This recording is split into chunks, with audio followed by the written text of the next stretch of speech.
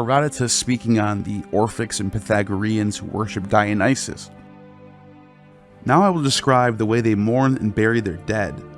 When someone highly esteemed in their household dies, the women of that household plaster their heads and faces over with mud. Then, leaving the corpse, they wander throughout the city, beating their chest, binding up their garments and exposing themselves, and they are accompanied by their female relatives. The men beat their chest and bind up their garments. When they have finished performing this ritual, they carry the body away to be embalmed. He says this is an Egyptian custom, and they even use Phoenician date palm wine. In Ezekiel 21, when speaking on mourning, Ezekiel says, "Cry out and wail, Son of man, for it is against my people. It is against all the princes of Israel. They are thrown to the sword, therefore beat your breast." The idea of beating their breast over mourning is something we see common between both Islam and Judaism. Isaiah in 32 says, "Beat your breast in mourning for the pleasant fields, fruitful vines, for the land of my people producing thorns and briars, for all the happy homes in a joyful city. For the palace will be abandoned, the crowded city deserted, offal and fortress wastelands forever, a delight for wild donkeys and a pasture for flocks." The beating of the breast, the mourning over the dead for 7 days.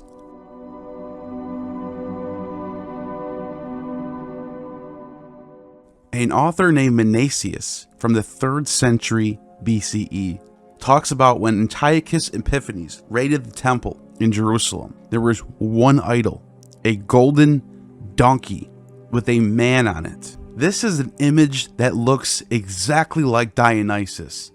Dionysus, as you see in this ancient image, Dionysus on top of a donkey. Once again, we have another match of images. The image found in the temple matches the image of Dionysus riding the donkey.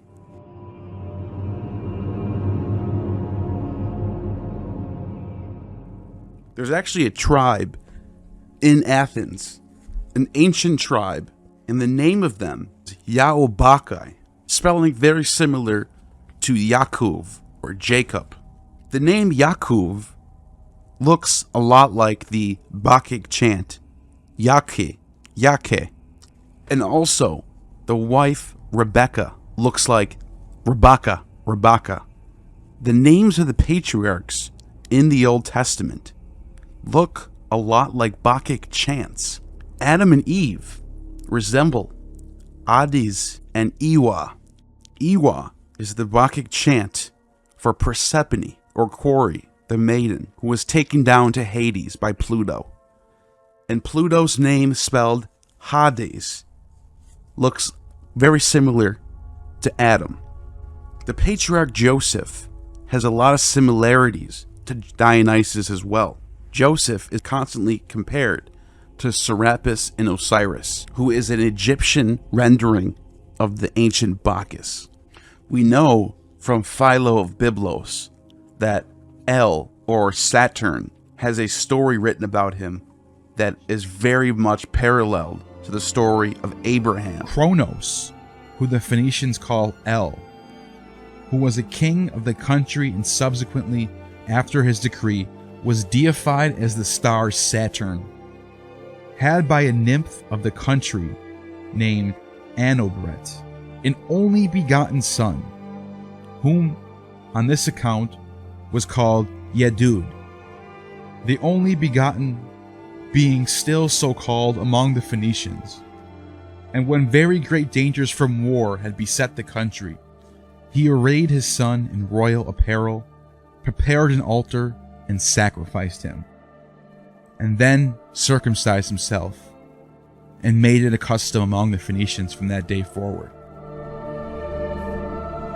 And Sarah being paralleled to the nymph Anobret, which turns out to look a lot like Ops in the stories of Saturn and Ops. In Genesis, Joseph is sold into Egypt, just like Dionysus is sold into slavery as well.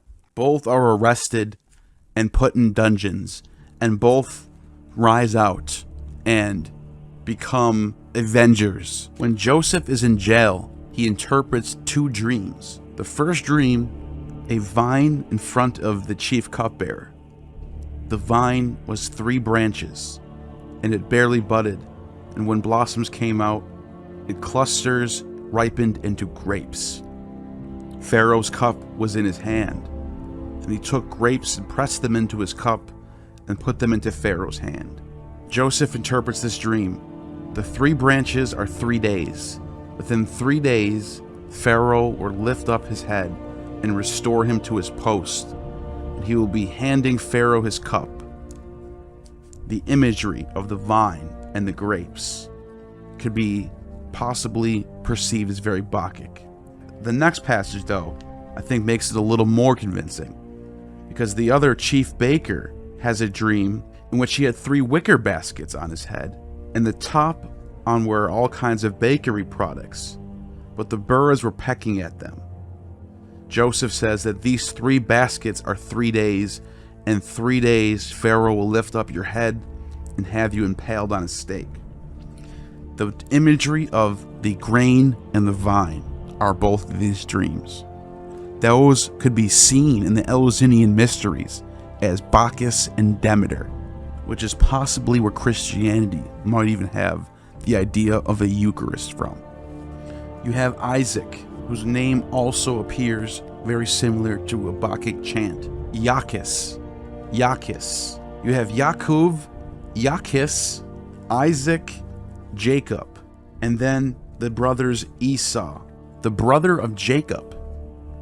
And his name, which could mean red or hairy, his nickname being Edom. And as the boys grew up, Esau became a skillful hunter, a man who lived in the open, whereas Yaakov was a simple man who kept to his tents. Isaac preferred Esau because he was fond of game. But Rebekah, notice all these names, Rebekah, Yaakov, Isaac, all these names sound so Bacchic. Anyways, once when Jacob was cooking a stew, Esau came in from the open famished. He said to Jacob, "Let me gulp down some of that red stuff." In Hebrew, it's Adom, another play on the word red, which is also a Bacchic chant. And it says, "Let me gulp down some of that red stuff. I'm starving." But Jacob replied, "First give me your birthright in exchange for it." "Look," said Esau, "I'm on the point of dying. What good will any birthright do to me?" But Yaakov insisted, "Swear to me first." So he sold Yaakov his birthright under oath. Jacob then gave him some bread and lentil stew, and Esau drank, got up, and went his way. Esau cared very little for his birthright. This appears to be very similar to the dynamic between Pantheus and Dionysus, where Dionysus demands full devotion from Pantheus, almost like a birthright. Pantheus was the chosen heir of Cadmus, but Dionysus ends up taking this birthright, if you will, from him through the use of persuasion, the same way that Yaakov persuades Esau to give up his birthright. So could it be that the story of Genesis is a euhemerization of the ancient Bacchic traditions? And I don't want to say the same traditions that we find in Athens. What I think is more likely is that both Athens and Jerusalem are coming from a common source that possibly dates to the Bronze Age. We do know from archaeology that Dionysus or Bacchus is one of the oldest gods of the Mediterranean, his worship going back before alphabets in Linear B. The oldest mention of Moses that exists in the historical record, outside of any biblical manuscript or source, is from Hecataeus of Abdera, who's writing in the 4th century BCE in Alexandria. And he is cited by Diodorus of Sicily, who claims that Moses claimed to have received his laws from a god named Yao And Yao happens to be also a Bacchic chant, and when we see his name in the Greek sources, for example, Diodorus of Sicily says, amongst the Jews, Moses pretended that the god named Yao gave him his laws. Macrobius Saturnalia wrote, the sacred things ye learn, to none disclose. A little falsehood, much discretion shows. Regard Yaos as supreme above. In winter Pluto, in spring's opening Jove. Phobos, through blazing summer rules the day, whilst autumn owns the mild Yaos sway. Here we find Yahoo expressed, recognized as the title of the supreme god. And Orpheus also says that Jove, Pluto, Phobos, and Bacchus are all one.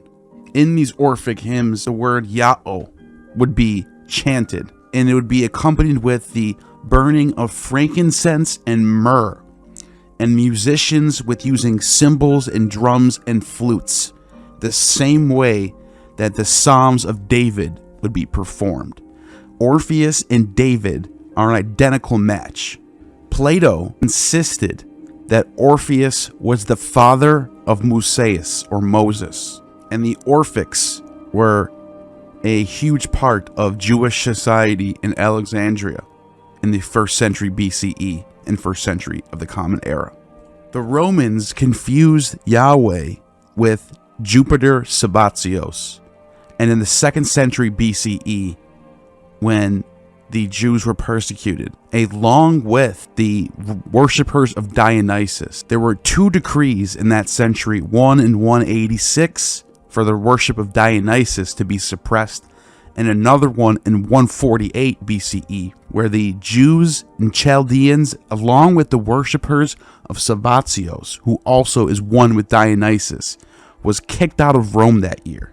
Gnaeus Cornelius Hispalis, Praetor Peregrinus, in the year of the consulate of Marcus Populus Lanus and Lucius Calpurnius, ordered the astrologers by an edict to leave Rome and Italy within 10 days, since by a fallacious interpretation of the stars they protrude fickle and silly minds, thereby making profit out of their lives. The same praetor compelled the Jews who attempted to infect the Roman custom with the cult of Jupiter Sabazios to return to their homes. Some have even gone as far as saying that the spelling or pronunciation of Jehovah Yitzavot is Jove Sabazios, which brings us back to Plutarch, who maintains that this Egyptian Typhon is the same as the Jewish Yahweh, and the monotheistic Hypsisterians all over the eastern realms of the Roman Empire worship this version of Saturn, whose worship day is the Sabbath, Saturn's day.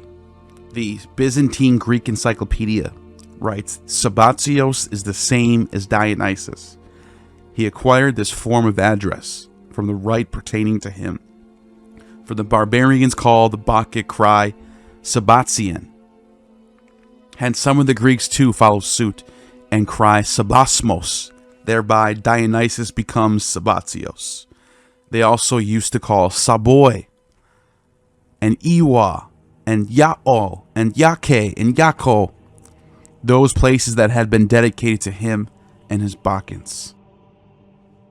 Demosthenes says some of the Saboy, for those who are dedicated to Sabazios, that is the Dionysus, are called Bacchoi. And they say that Sabazios and Dionysus are the same. Thus, some also say the Greeks called Bacchoi Saboy. He also later on says, on attaining manhood, you abetted your mother in her initiations and her other rituals, and read aloud from the cultic writings. You rubbed the fat-cheeked snakes and swung them above your head, crying, Iwa, Sabao, Hues, Attis, Hues. And so, in 186 BCE, when we look at the suppression and outlawing of the worship of Dionysus. It makes you wonder, why was this god singled out, and why were these people persecuted? Is this the same god that is worshipped by the Jews? Or both of these traditions come from a common ancestor tradition?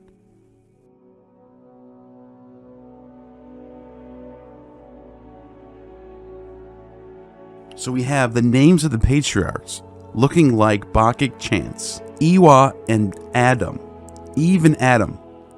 Could it possibly be that these two characters are a euhemerization of Persephone in Hades, and that Persephone, who takes a bite of the pomegranate, is stuck in Hades, which would be a parallel to Eve taking a bite of the fruit and being cast out of paradise? With all that being said, this could be all a stretch. However, if there is some truth to this, it brings a whole new light to Christianity and the origins of Christianity.